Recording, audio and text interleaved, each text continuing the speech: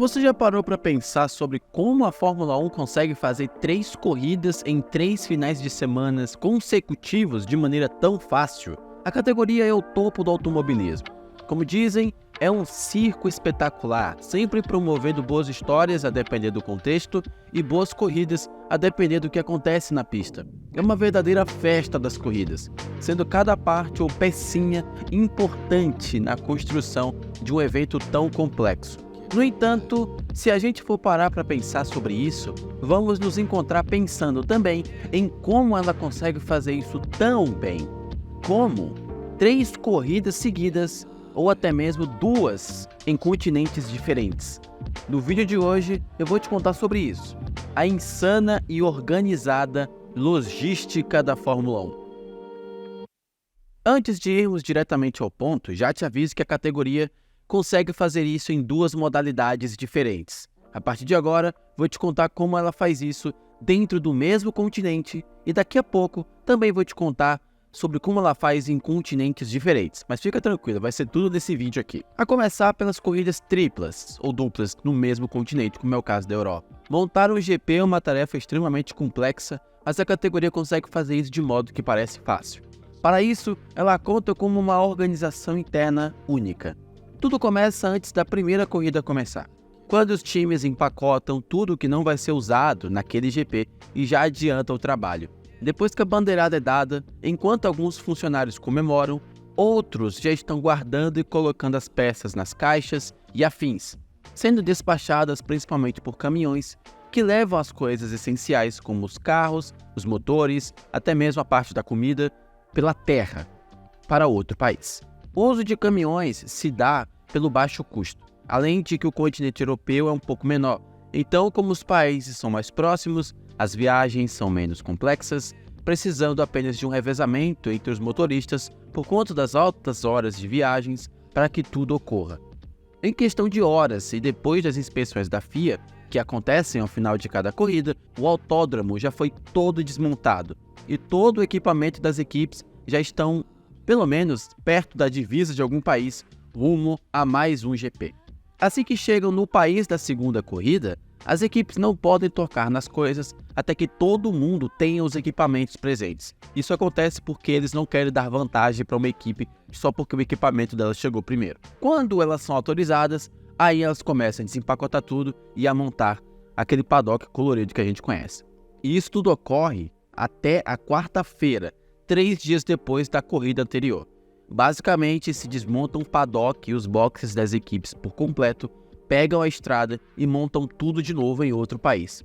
Quase tudo chega na corrida seguinte e já está funcionando em questão de 2 dias. Falar isso é fácil, mas imagina ter que montar esse motorhome da Red Bull uma vez por semana.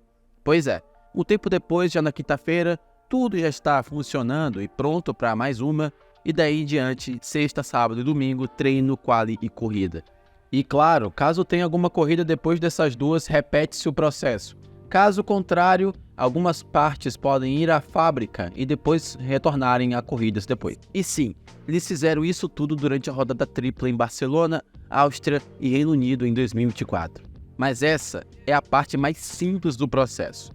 No calendário, observamos que existem corridas seguidas, porém em continentes diferentes. É o caso de Las Vegas e os Estados Unidos, Catar e Emirados Árabes no final do ano, 7 dias separando uma da outra.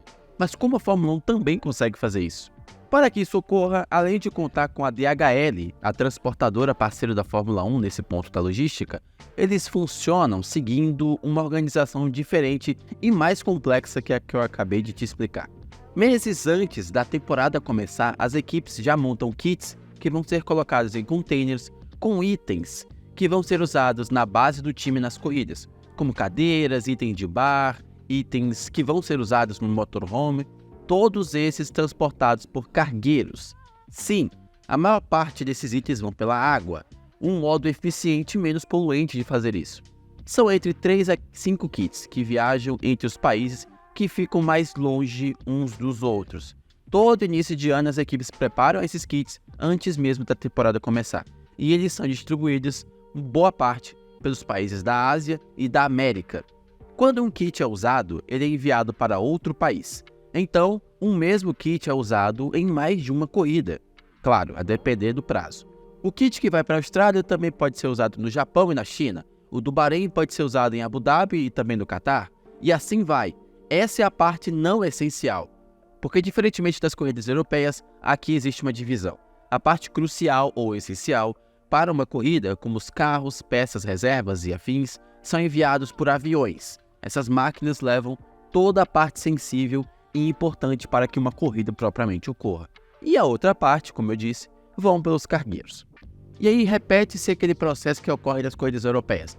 Depois que a corrida acaba, tem a revisão da FIA, mandam tudo pelos caminhões, porém nesse caso os caminhões vão para o aeroporto, deixam a carga nos aviões, que vão para outro país e despejam em novos caminhões, que esses sim vão levar até o circuito. Ou seja, a única diferença aqui é que nesse caso, os aviões são os protagonistas. E no caso das europeias, os caminhões são os protagonistas. Ainda tem o fator nacionalidade das equipes. Isso porque uma atualização sai de um país e acompanha a equipe a depender de onde estiver. Então, até mesmo isso é afetado na logística. Uma peça pode sair do Japão e ir para a Inglaterra e depois voltar da Inglaterra e ir para a China.